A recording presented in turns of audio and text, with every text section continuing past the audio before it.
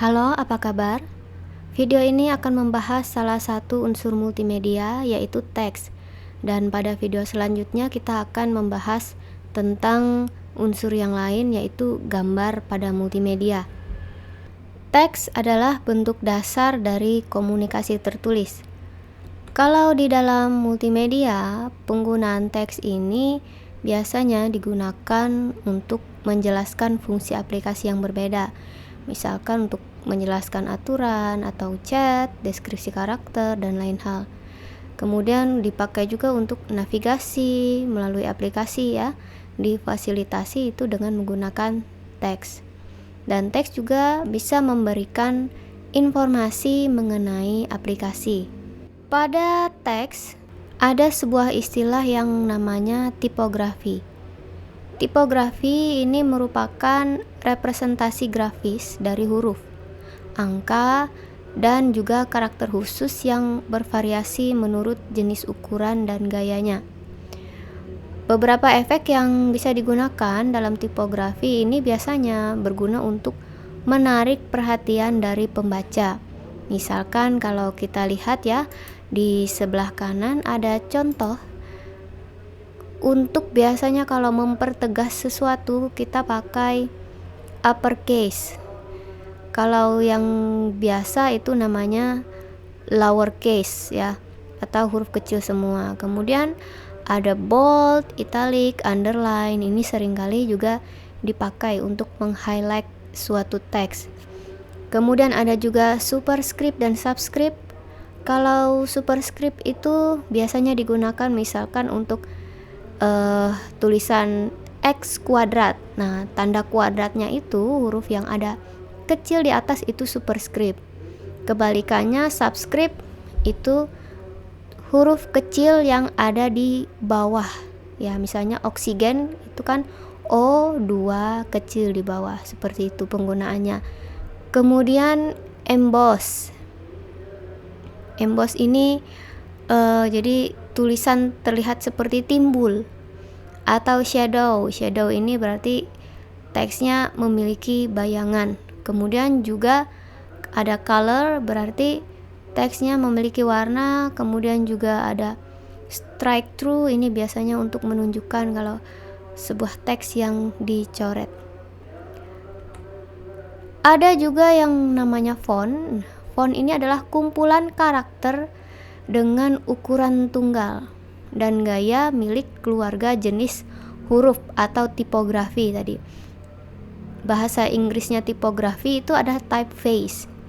Jadi font itu bisa dianggap sebagai bagian dari instruksi atau perangkat lunak yang memberitahu komputer atau printer seperti apa karakternya akan dicetak. Jadi kalau tipografi ini kita bisa bilang gaya dari suatu huruf ya. Sedangkan kalau font ini adalah instruksi yang nanti digunakan supaya memberitahu printer atau komputer seperti apa karakter nanti yang akan dicetak. Di dalam tipografi itu ada 2 kelas font ya. Yang umum ada kelas serif dan sans serif.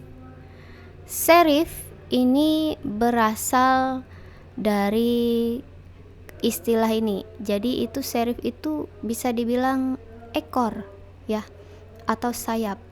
Nah, ekor atau sayap dari sebuah font ini disebut sebagai serif. Jadi ciri khas dari font serif itu biasanya dia punya ekor ya. Ini serif namanya. Ini biasanya digunakan sebagai seperti untuk mengarahkan supaya pembaca lebih mudah membaca teks. Jadi serif ini berguna untuk mengarahkan mata pembaca. Sedangkan kalau sans serif ini artinya tidak punya sirip gitu. Jadi dia ciri khasnya kelompoknya teks-teks yang tidak ada serifnya seperti ini.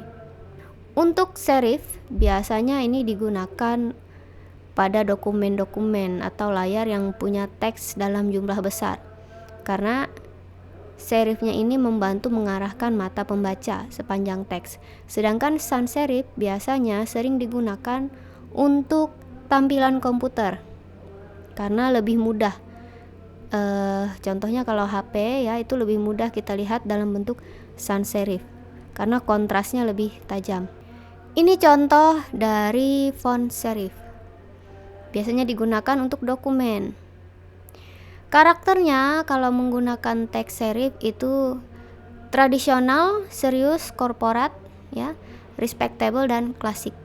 Jadi ketika kita mendesain sebuah aplikasi atau platform multimedia dan mau ada kesan korporatnya misalkan dan serius, misalnya untuk perusahaan, mungkin kita bisa pakai salah satu fontnya itu adalah cari yang jenisnya serif, mungkin di bagian judul misalkan seperti itu ya. Kemudian kalau di sans serif ya, ini karakternya mudah, universal, bersih, modern, dan objektif. Kemudian ada font monospace. Font monospace ini berasal dari zaman mesin tik. Jadi karakter monospace ini memiliki lebar yang tetap, jumlah spasinya, spasi horizontalnya juga sama. Font ini diciptakan untuk memenuhi persyaratan mekanis mesin ketik. Karena spasi di setiap karakter sama, jadi teks bisa menjadi sulit dibaca. Awalnya font monospace ini banyak digunakan pada komputer yang jenis-jenis lama karena memiliki kemampuan grafis yang terbatas. Perangkat keras ini memungkinkan penggunaan teks pada kotak, jadi tidak hanya secara horizontal tapi juga secara vertikal. Kalau di zaman sekarang mungkin kita terkadang perlu juga menggunakan jenis font yang monospace ya, karena kalau dari karakternya monospace ini terkesan tua atau vintage, kaku dan datar. Kalau kita mau memberikan kesan yang seperti itu pada isi konten multimedia kita bisa menggunakan salah satu dari jenis font ini. Ada juga yang namanya karakter proporsional. Karakter proporsional ini bukan karakter monospace, mungkin kelihatannya seperti monospace ya. Kalau kita perhatikan di sini, kalau monospace ini seperti yang disebutkan di sini, dia memiliki lebar yang tetap. Jadi mau bagaimanapun bentuknya, tapi spasi antar karakter ini sama semua, karena ini kan awal mulanya memang dari mesin tik. Nah, sedangkan kalau proporsional, dia ini memiliki lebarnya yang tidak sama, hanya saja dibuat bentuknya itu proporsional. Kesannya sama, tapi dia memiliki lebar yang berbeda ya, kita bisa lihat seperti ini. Kalau ini, kalau kita perhatikan ini sans serif jenisnya karena dia tidak ada serifnya. Kemudian jenis karakter yang lain ada font script atau handwriting. Biasanya ini jenis font yang mengikuti gaya tulis tangan. Nah, ini biasanya digunakan kalau pada sesuatu yang cantik atau estetik, elegan dan natural. Makanya biasanya kalau kita lihat ada undangan gitu ya, biasanya bagian judulnya atau inisial dari mempelai misalnya itu biasanya pakai jenis karakter script atau handwriting ini. Kemudian ada juga yang namanya displays atau miscellaneous. Ini pengembangan dari bentuk-bentuk yang sudah ada, jadi kesannya ramai, ditambah hiasan dan ornamen, garis-garis dekoratif gitu.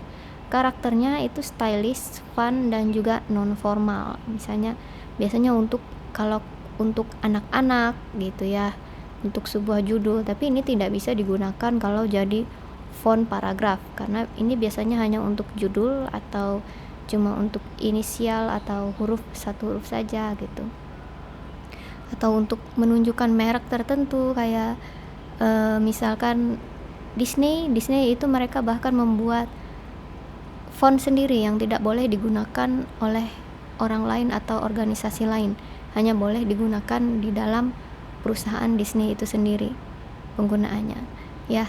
Jadi display ini jadi kayak ada bentuk kemudian dibuat ornamen atau pengembangan. Sekarang kita akan melihat anatomi dari tipografi ya.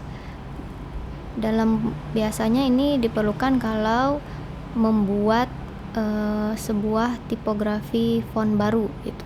Jadi kita harus tahu istilah-istilah ini. Jadi ada yang namanya ini spasi ya.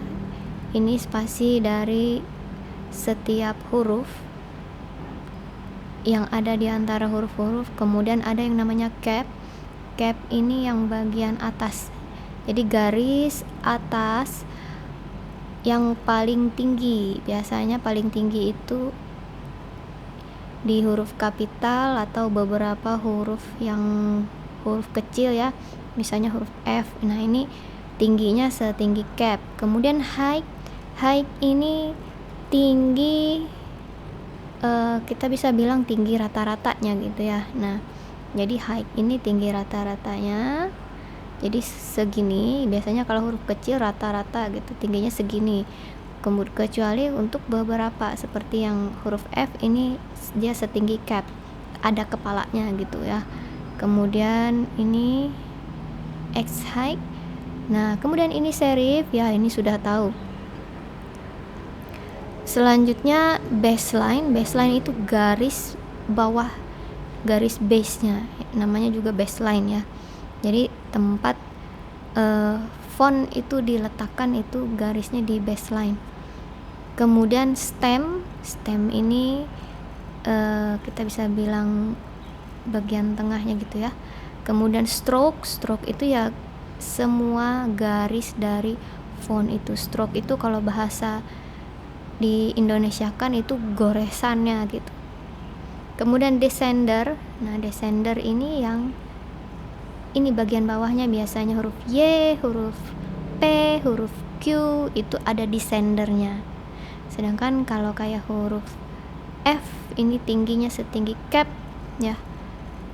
Nah ini dia punya ascender kalau huruf F. Huruf apa lagi ya kira-kira yang ada ascendernya? Sepertinya huruf T juga ya ada, walaupun tidak sampai setinggi cap. Kemudian aperture itu yang ini ya. Jadi ini anatomi dari tipografi. Dalam penyimpanan font ini bisa ada dua macam jenis penyimpanan ya. Yang pertama itu bitmap, yang kedua vektor. Kalau bitmap ini tergantung dari ukuran jumlah pixel. Jadi kalau misalkan dia di zoom, nanti semakin besar zoomnya akan semakin pecah. Jadi ukuran filenya ini akan, kalau mau supaya tidak pecah, ukuran filenya juga semakin besar karena harus makin banyak sampel yang ditambahkan. Sedangkan kalau vektor ini ukurannya bisa diskalakan dalam bentuk apapun ya, karena vektor ini ya isinya itu adalah kayak fungsi vektor ya kalau dalam matematik itu. Nah vektor ini yang bisa diatur ya fungsi matematikanya. Jadi ketika dilakukan zoom maka isinya juga akan berubah, pikselnya otomatis mengikuti dari resolusinya. Nah makanya vektor ini biasanya ukuran filenya lebih kecil daripada bitmap. File yang bitmap itu misalkan seperti JPG ya, yang sejenisnya. Sedangkan kalau vektor itu kayak PNG. Untuk soal gambar ini ya, itu akan kita bahas di materi yang lain. Nah ini contoh dari karakter yang pakai bitmap dan juga vektor fontnya. Ini kalau bitmap ketika di zoom dia akan jadi ada ininya garis-garisnya ya kelihatan, karena pikselnya kelihatan semakin besar. Sedangkan kalau yang vektor ini kebetulan vektornya filenya .ips ya. Nah, jadi dia bisa tetap mengikuti. Dalam merepresentasikan teks, kita bisa merepresentasikan dalam berbagai cara. Yang pertama, kita representasikan plain saja ya, atau ya secara murni gitu ya. Jadi biasanya teks ini yang umum itu ya misalnya pakai berbasis ASCII gitu. Jadi ya karakter biasa, tidak ada tambahan apapun. Tapi bisa juga bentuknya adalah rich text. Rich text ini artinya teks yang kaya gitu ya. Kenapa dia dibilang kaya? Karena teksnya mengandung kode-kode. Jadi dia mengandung pengkodean yang bisa mengubah teksnya secara visual. Contoh saja, ini adalah bagian kode ini bold ya, yang diantara tulisan rich text ini ketika ditampilkan ya di dalam misalnya halaman web, maka ini pasti akan bentuknya jadi bold. Kemudian ini ada center, nah nanti akan dibuat, maka akan otomatis diatur teksnya nanti posisinya center. Jadi rich text itu yang formatannya biasanya ada di kalau bahasa HTML, tapi di WhatsApp juga ada, itu kita bisa pakai rich text ya, kayak untuk bold, untuk italic, untuk format-format tertentu itu bisa kita kasih kode ya. Kalau bold itu diapit dengan tanda bintang gitu kalau di WhatsApp. Itu rich text. Kemudian hypertext. Kalau hypertext ya itu adalah teks yang mengandung link. Ya, jadi ini beberapa cara yang bisa kita lakukan dalam merepresentasikan teks. Kemudian penggunaan teks yang efektif itu contohnya seperti ini. Jadi untuk mengkomunikasikan data dalam bisnis seperti nama dan alamat pelanggan, informasi harga produk, kemudian untuk menjelaskan konsep dan ide di berbagai bidang, kemudian untuk mengklarifikasi media lain ya, untuk dengan menggunakan label ada di tombol misalkan, atau icon di layar, dan juga keterangan. Kemudian mengembangkan halaman web, pelatihan berbasis komputer, video dan presentasi, dan juga menjelaskan aturan chat, deskripsi, katalog ya, atau dialog. Kemudian watermarking juga bisa digunakan ya. Jadi ini contoh-contoh penggunaan teks yang efektif, bahkan untuk keamanan kayak kriptografi gitu ya. Kelebihan dari teks ini adalah teks ini relatif murah untuk diproduksi dibandingkan dengan bentuk multimedia yang lain ya. Karena kita hanya perlu download font atau membuat font baru ya, paling tidak gitu kalau memang mau yang baru. Tapi masih lebih murah dibanding membuat yang lain. Kalau gambar kita harus desain gambar.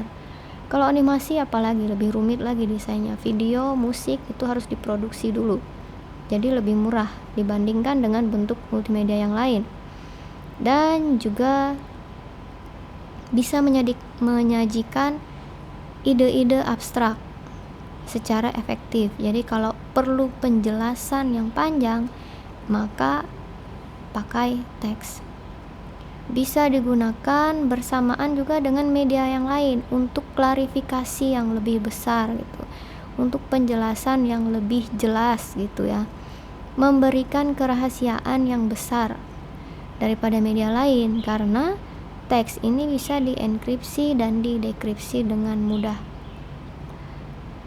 Maksudnya lebih mudah ya untuk enkripsi dan dekripsinya kalau pakai teks, dan juga mudah diubah, dimodifikasi atau diperbaharui. Sedangkan kekurangannya, teks ini tidak punya banyak dampak audiovisual karena kurang diingat dibandingkan dengan media visual yang lain. Orang lebih mudah mengingat gambar, apalagi kalau gambar bergerak gitu ya, kayak video gitu. Makanya sekarang itu literasi semakin menurun karena dampak dari audiovisual itu zaman sekarang ya sangat kuat. Akhirnya orang-orang itu kurang dalam membaca gitu ya. Akhirnya literasinya juga menurun. Kemudian perlu perhatian lebih karena kurang berkesan dibanding media yang lain. Ini juga ada pengaruhnya. Dan juga rumit. Nah, sekarang kita tahu kalau informasi dalam multimedia itu disimpan dan diproses di dalam komputer.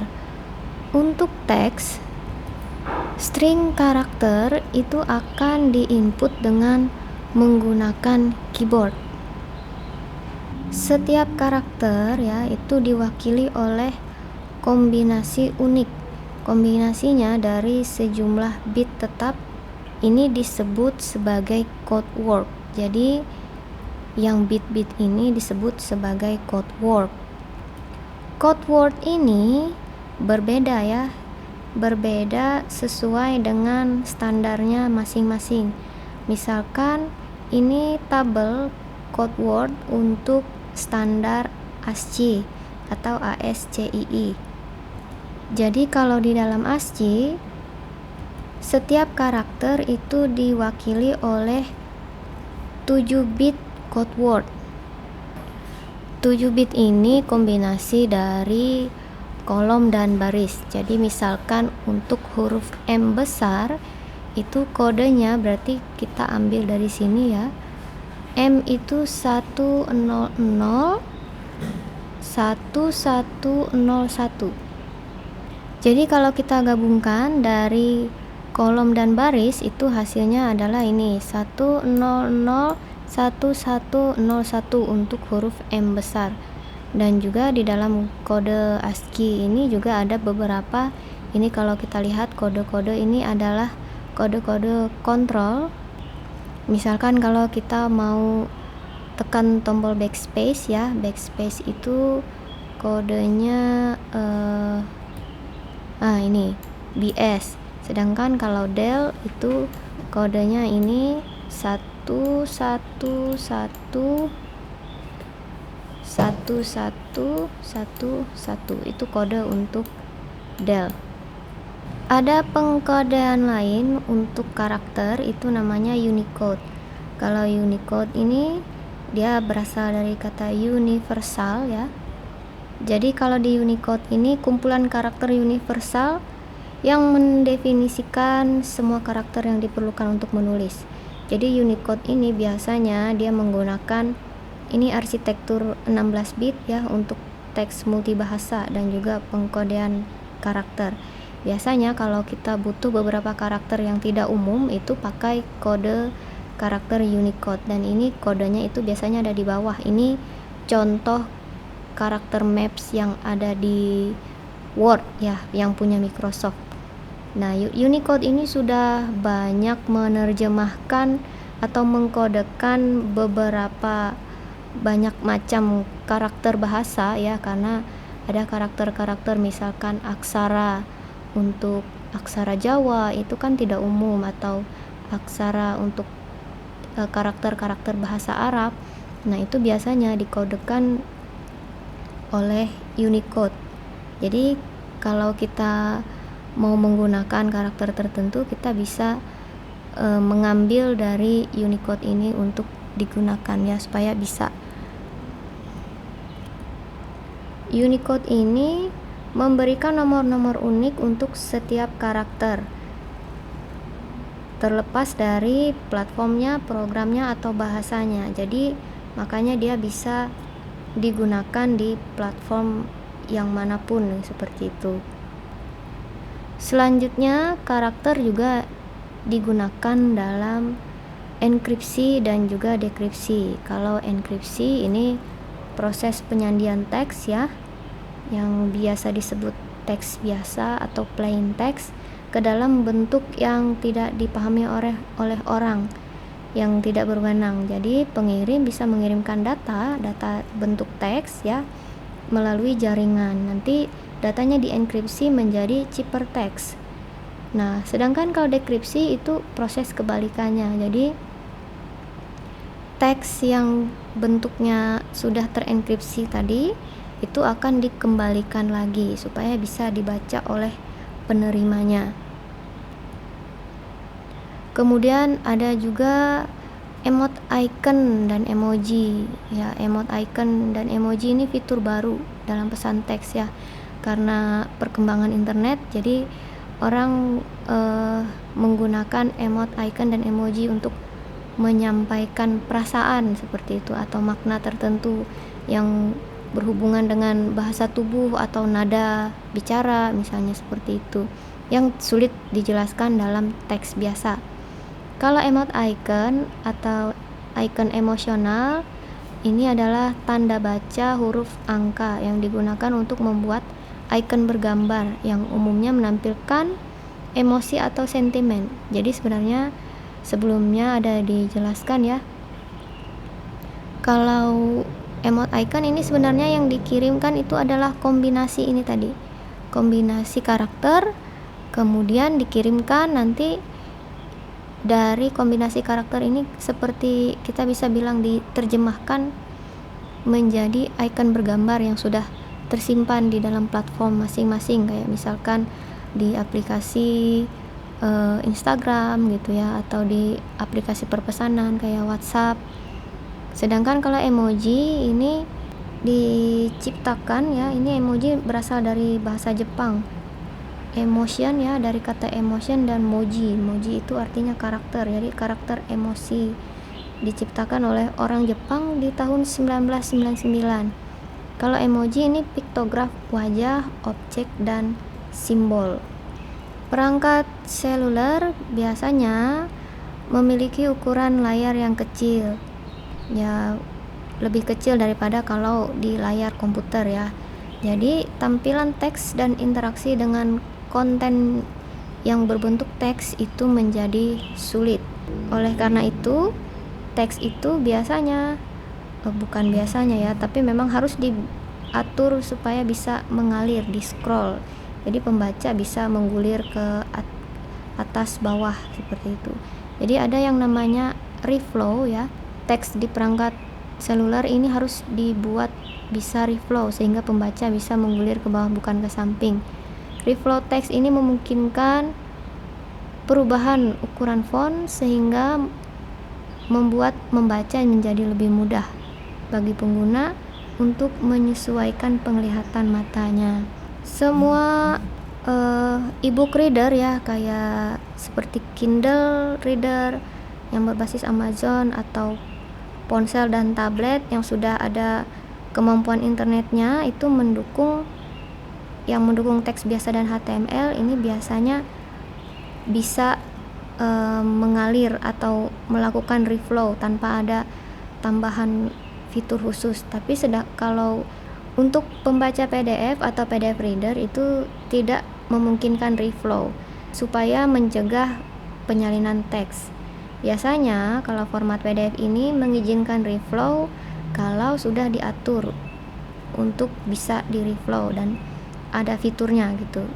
Kita harus buat di view-nya itu fitur reflow. Untuk platform buku elektronik itu biasanya menggunakan format selain PDF, seringkali pakai standar EPUB ini. Format EPUB ini standar open source yang diadopsi untuk buku elektronik. Distribusi dan standar format pertukaran untuk publikasi dan juga dokumen digital ini berdasarkan standar web. Jadi dia menyediakan sarana untuk merepresentasikan, mengemas, dan juga mengkodekan konten web yang terstruktur dan ditingkatkan secara semantik ya. Jadi kalau kita biasanya berlangganan buku elektronik, misalkan dari Google Book ya, kita langganan, biasanya bentuknya itu EPUB atau ada beberapa buku lain yang pakai format EPUB.